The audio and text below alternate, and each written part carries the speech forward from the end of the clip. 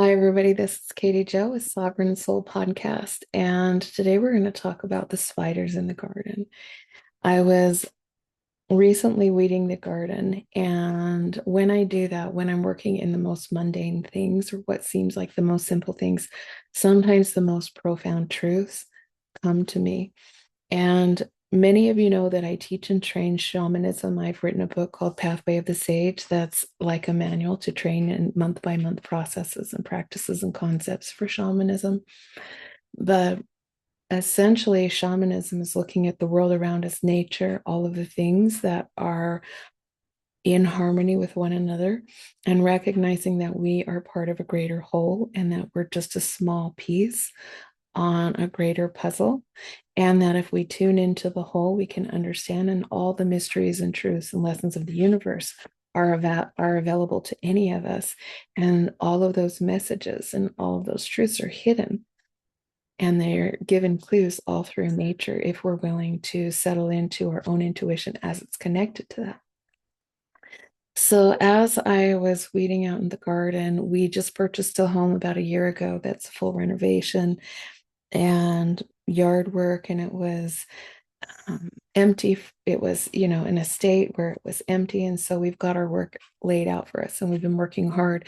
So there's a lot of overgrown garden beds and things like that.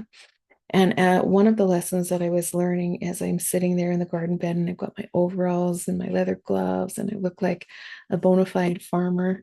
And I'm looking and I'm sending these pictures of weeds, if they're weeds, to my mom, who's a wonderful gardener. And I'm saying, are these weeds? Do you know if these are weeds? Should I pull them out or should I leave them? Not knowing what they are because they were just in the green stage, not fully developed into flowers or whatever they might be.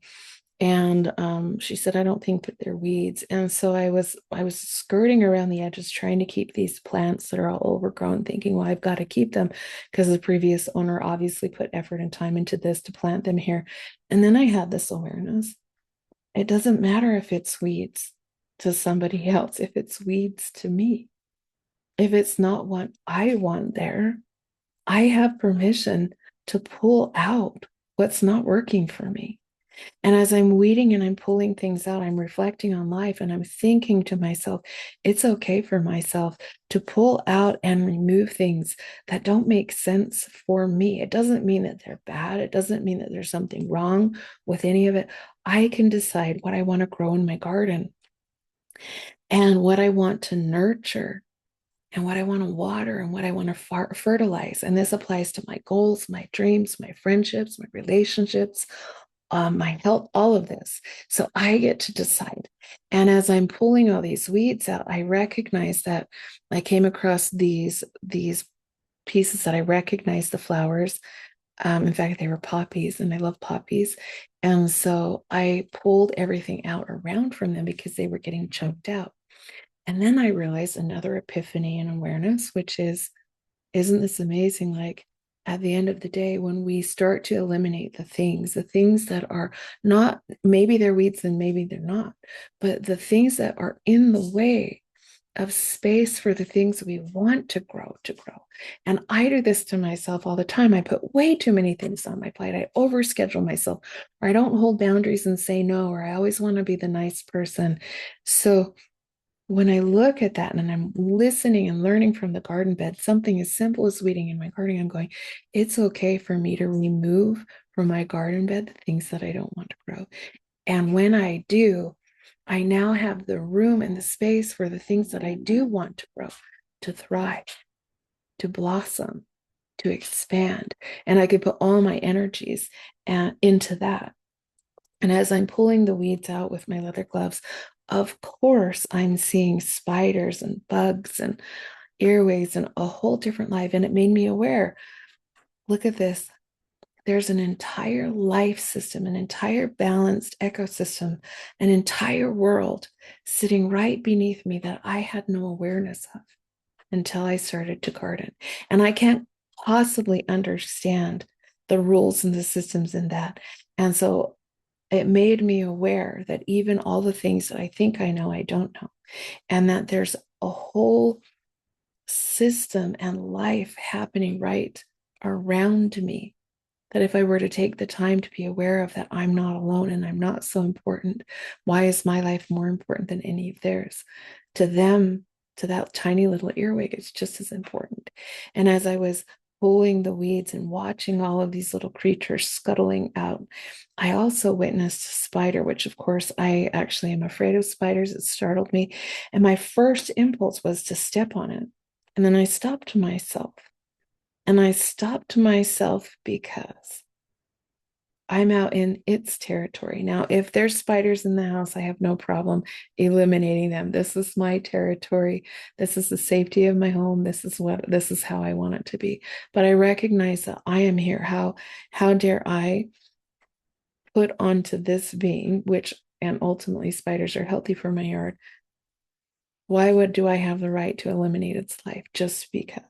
Even though I'm changing the world, even though I'm pulling the weeds, why do I think that I have the authority to take a life over it, which I don't? And as I sat and I continued to weed and looked at this little spider, and as it disappeared from view, and of course, there were many other spiders, I thought to myself, whenever I see a butterfly, I don't feel this way. How many times have butterflies come into my life unexpectedly? And instead of being afraid and triggered, I feel blessed. And the only reason is because of the way that it looks. So, how am I approaching life on appearances and lack of appearances? Because when I think about the spider was just in the wrong place and the wrong time. And because I'm looking at it through appearance only, through projected ideas of what is and isn't desirable, I think, or I do decide that they get to be eliminated. And when it's a butterfly, the same type of creature that's in the wrong place at the wrong time, based on appearance only, I give them grace. So it makes me ask the question, do I approach my fellow human beings like this? How many times for myself, for people I meet, am I making assumptions and judgments and changing my behavior based on appearance alone? And I hope that I'm not. I hope that I see past appearance. I hope that I see past anything that could be considered appearance. I hope that I can just recognize that everyone has the right to be here. Everyone, whether in the wrong place, wrong time, unfortunate events, that we're all valid and worthy. That's what I thought about it.